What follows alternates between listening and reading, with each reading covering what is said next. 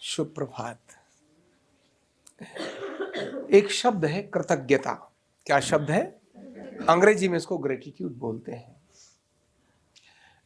भारत ने कृतज्ञता शब्द पर बहुत बड़ा काम किया है और कृतज्ञता शब्द ही अनेक सारे मानसिक रोगों को खत्म करने का कारण भी है और मानसिक रोगों से बचाने का कारण भी है और यश और कीर्ति भी फैलाता है। कृतज्ञता होती है किसी ने भी आपके प्रति कुछ किया हो उसको हृदय से धन्यवाद करना, उसको एक्सेप्ट करना, यानी उन्होंने जो भी आपके साथ किया उसको हृदय से एक्सेप्ट करना कि आपके कारण मेरी जिंदगी में बहुत कुछ कंट्रीब्यूट किया है आपने। उनको धन्यवाद करना, उनको प्रणाम करना, उनको नमन करना। जैसे अभी अभी हमने कहा, उस परमपिता परमेश्वर को हृदय से प्रणाम और धन्यवाद करें जिसने मनुष्य रूप में इस धरती पर भारतवर्ष में हमको जन्म दिया है। यानी उस परमात्मा को प्रणाम करने से, ग्रेटिट्यूड करने से हमारे को यश और कीर्ति बढ़ती है। आखिर कैसे बढ़ती है? तो जब भी हम ये सोचते हैं कि सिर्फ मैंने किया है, तुम्हारा कोई रोल नहीं है, तब हमारे को अहंकार जागता है। हमारे नेगेटिव सीक्रेशंस, जो न्यूरोट्रांसमीटर है, वो नेगेटिव सीक्रेशंस पैदा करना शुरू हो जाते हैं। यस, सिर्फ मैंने किया है। अहंकार रोगों का कारण होता है। कृतज्ञता, इससे अहंकार समाप्त होता है। अपने से बड़ा दूसरे को मानना, आपके कारण ऐसा हुआ है, ये कहते ही नहीं नहीं नहीं, इसमें आपका ही श्रेय है। इससे एक तो अपना शरीर हल्का हो जाता है। जो हेल्दी केमिकल हैं ब्रेन के, वो सीक्रेट होना शुरू हो जाते हैं, हेल्दी। और जब हेल्दी केमिकल सीक्रेट होंगे तो डिजीज कम हो जाएगी, रोग कम हो जाएंगे, ऑटोमेटिकली होने लगेंगे और अंदर से आत्मानंद, आनंद जागेगा, एक अलग प्रकार की प्रसन्नता जागेगी। तो अंदर भी प्रसन्नता हमको भी जागी और सामने वाले को भी जागी।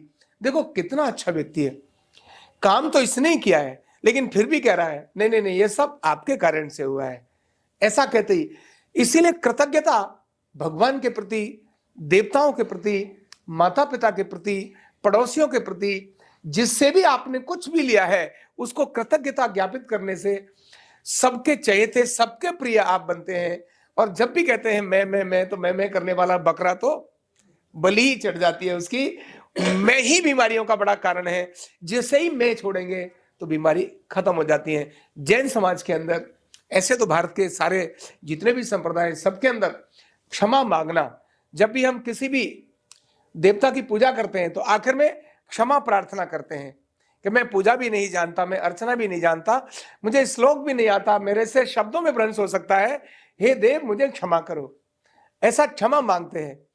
और साथ ही उन्होंने जो भी किया है सिर्फ आपके कारण ही है, ऐसी कृतज्ञता और क्षमा मांगना। क्षमा व्यक्ति तब मांगेगा, ग्रेटिट्यूड तब करेगा जब एक्सेप्ट करेगा कि यस, ये मेरे कारण से नहीं है, आपके कारण है।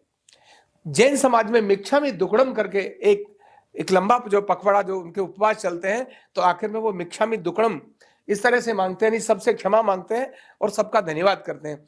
ये केवल जैन समाज नहीं, जो भी सनातन परंपरा है हमारी, उसके सभी समाजों के अंदर ये एक परंपरा ही है, क्षमा मांगना।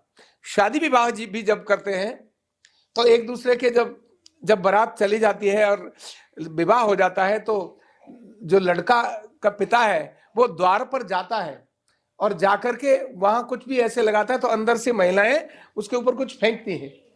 ये जो फेंकती है ये कृतज्ञता ज्ञापित करने के लिए ही होता है, ये आपस के प्रेम को बढ़ाने के लिए होता है। तो जब भी हम किसी से कुछ भी ज्ञान लेते हैं, कुछ भी सीखते हैं और अपनी कृतज्ञता उनके प्रति ज्ञापित करते हैं, उनको नमन करते हैं, उनको प्रणाम करते हैं और अभिवादन करते हैं, तो हम अंदर से भी और अच्छे होते हैं, हमारा ज्ञान बढ़ता है, हमारा यश बढ़ता है, हमारी कीर्ति बढ़ती है, हम निरोगी होते हैं और हम आनंदित भी होते हैं। इसलिए हम रोज अपनी प्रार्थना के अंदर सभी को कृतज्ञता ज्ञापित करते हैं। हम सब भी इस बात का स्मरण करें और जब भी हमें किसी से कोई भी चीज मिले, हृदय से उनको स्वीकार करें और उनको कृतज्ञता भी ज्ञापित करें।